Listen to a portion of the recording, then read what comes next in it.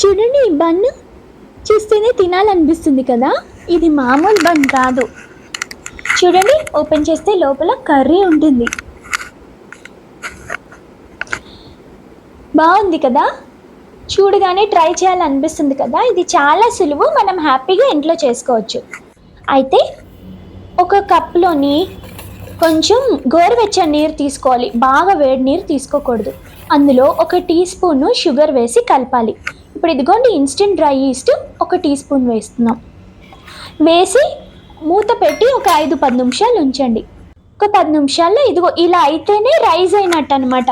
ఇలా అవ్వకపోతే మనకు ఆ మిక్చర్ పనికిరాదని అర్థం.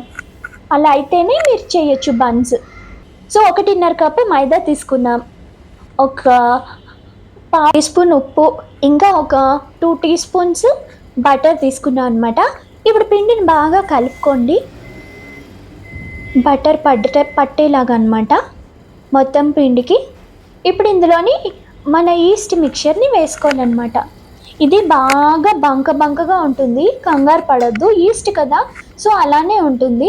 మీరు ఎంత కలిపినా కొంచెం స్టిక్కీగానే ఉంటుంది, సో పర్వాలేదు. బట్ బాగా కలుపుకోండి. మీరు కలిపిన దాన్ని బట్టే మీ బన్స్ ఎంత బాగా వస్తాయో ఆధారపడి ఉంటుందన్నమాట. సో జాగ్రత్తగా కలుపుకోండి బాగాను. ఇప్పుడు నేను ఇందులోని గోరువెచ్చని పాలు వాడుతున్నాను. వీటిలో యాడ్ చేసేవన్నీ కొంచెం గోరువెచ్చగా ఉంటే బెటర్, అది ఈస్ట్కి బాగా హెల్ప్ అవుతూ ఉంటుందన్నమాట, చల్ల వస్తువులు కాకుండా. సో అలా నెమ్మదిగా కలుపుకోవాలి. ఇందులో కొంచెం కష్టమైన పార్ట్ ఏదైనా ఉందంటే అది ఇంతే. ఇది కొంచెం ఓపిక మీద కలిపేస్తే ఇంకేం లేదు, మనం రిమైనింగ్ అన్నీ చాలా తొందరగా చేసేసుకోవచ్చు. ఇదిగోండి, ఇలా పిండి దగ్గరకు వచ్చేసింది కదా. ఆ పిండిని కొంచెం అలాగా ఒత్తి కలుపుకోండి.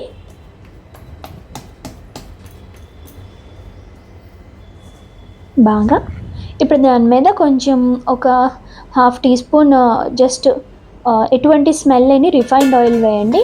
మూత పెట్టి బాగా వేడిగా ఉన్న ప్రదేశంలో ఉంచండి. ఇప్పుడు ఆ దుంపలు తీసుకుంటున్నాం. ఒక మిక్సీ జార్లోని 2 మిరపకాయలు, కొంచెం అల్లం కలిపి పేస్ట్ చేసేసాం. ఇప్పుడు కొంచెం నూనె తీసుకుంటున్నాం. ఇదేంటంటే పొటాటో స్టఫింగ్ చేస్తున్నాం అనమాట. దీంతోపాటు ఒక 1/2 టీ స్పూన్ బటర్, కొంచెం జీరా వేస్తున్నాం. మనకి బన్ లోపల ఉన్న మిక్చర్ చేసుకుంటున్నాం అనమాట. దాంతోపాటు తరిగిన ఒక 3-4 మిరపకాయలు తరిగేసినవి వేసుకోవాలన్నమాట. అవి చిటపట్లాడాలి, కలుపుతూ ఉండండి.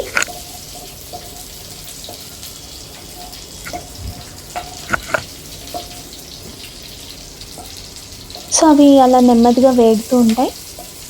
ఇది చాలా ఈజీయే, మీకు ఈ కూర ఎక్కువ టైం పట్టదు, ఎందుకంటే ఆల్రెడీ దుంపలు ఇంకా గ్రీన్ పీస్ మనం ఉడికించేస్తామన్నమాట. ఉడికించి వాడుకుంటాం ఇందులోకి.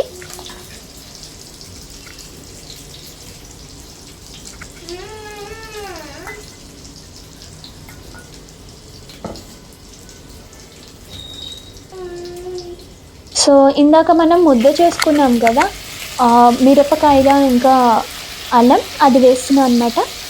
ఇప్పుడు బాగా వేయించండి. మనకి రా స్మెల్ పోవాలి. రా స్మెల్ పోయి మంచి వాసన రావాలన్నమాట.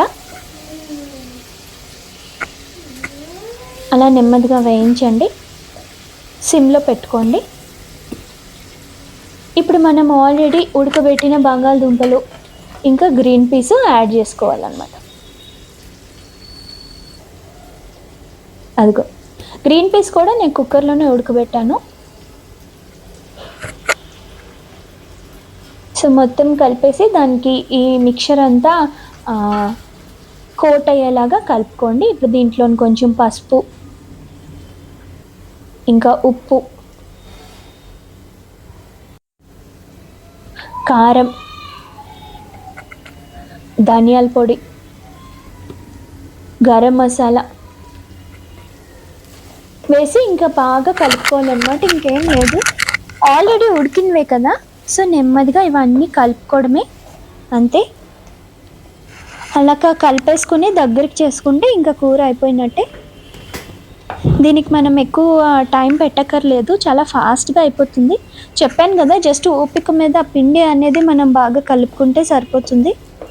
మిగతావన్నీ ఫాస్ట్‌గా అయిపోతాయి. పెద్ద వరీ అవ్వక్కర్లేదు. ఈ కూరే మామూలుగా వండుతుంటేనే చాలా మంచి వాసన వచ్చి తినాలి అనిపిస్తుంది. సేమ్ మనకి సమోసా కూర టేస్ట్ వస్తుందనమాట. స్మెల్ అదిను. చాలా బావుంటుంది. కమ్మగా ఉంటుంది.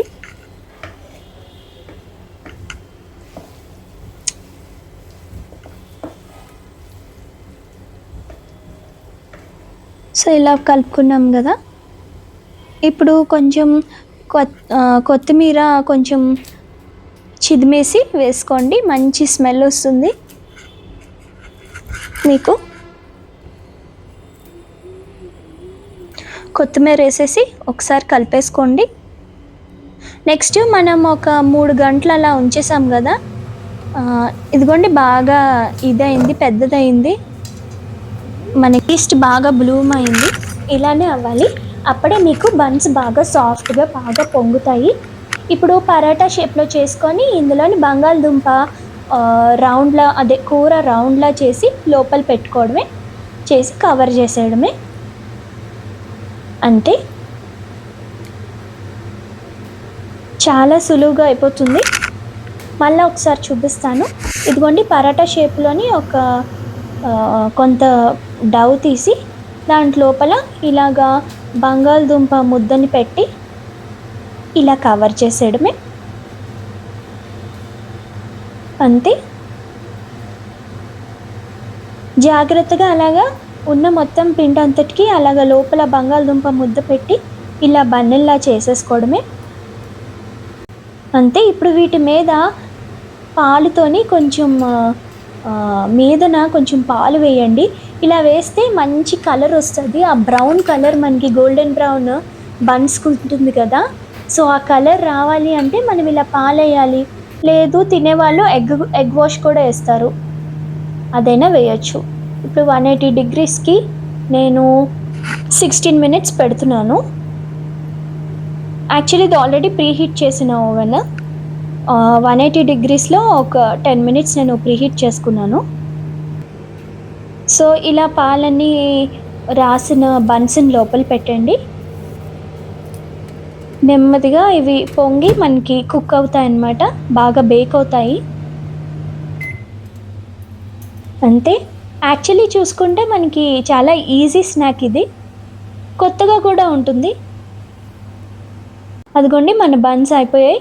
చూడటానికి చాలా టేస్టీగా అనిపిస్తున్నాయి కదా. ఈ బన్స్ వేడిగా ఉన్నప్పుడే మనం దీని మీద బటర్ రాయాలి. మీకు అప్పుడు ఇంకా స్మూత్గా ఇంకా సాఫ్ట్గా అనిపిస్తాయి. ఇదిగోండి ఎంత సాఫ్ట్గా ఉన్నాయి కదా బన్స్, చాలా కమ్మగా ఉంటాయి. మీకు డెఫినెట్గాను ఎప్పుడు సమోసాలే తింటారు, ఇది ఇంకో వెరైటీ, మీకు తప్పకుండా నచ్చుతుంది. ట్రై చేయండి. ఈస్ట్ కూడా ఇప్పుడు చాలా సులువుగా దొరుకుతుంది మీకు మార్కెట్లోని, ప్రతి సూపర్ మార్కెట్లోనే ఉంటుంది. సో ఖచ్చితంగా ట్రై చేయండి, మీకు బాగా నచ్చుతుంది ఇది. ఇవ్వండి నేను ఇప్పుడు బటర్ రాస్తున్నాను. వేడిగా ఉంది కదా, వేడిగా ఉన్నప్పుడే బటర్ రాసేసేయాలి మీద అన్ని బన్స్కిన్.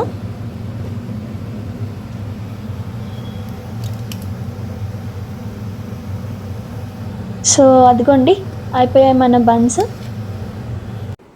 చూడండి ఎంత సాఫ్ట్గా ఉన్నాయి కదా, చూస్తుంటేనే మనకు అర్థమవుతుంది ఎంత ఫ్లఫీగా సాఫ్ట్గా ఉన్నాయో.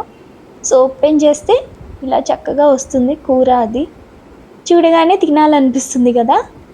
ఖచ్చితంగా ట్రై చేయండి, మీకు నచ్చుతుంది, మీ పిల్లలకు కూడా నచ్చుతుంది, మంచి స్నాక్ అవుతుంది. Thank you.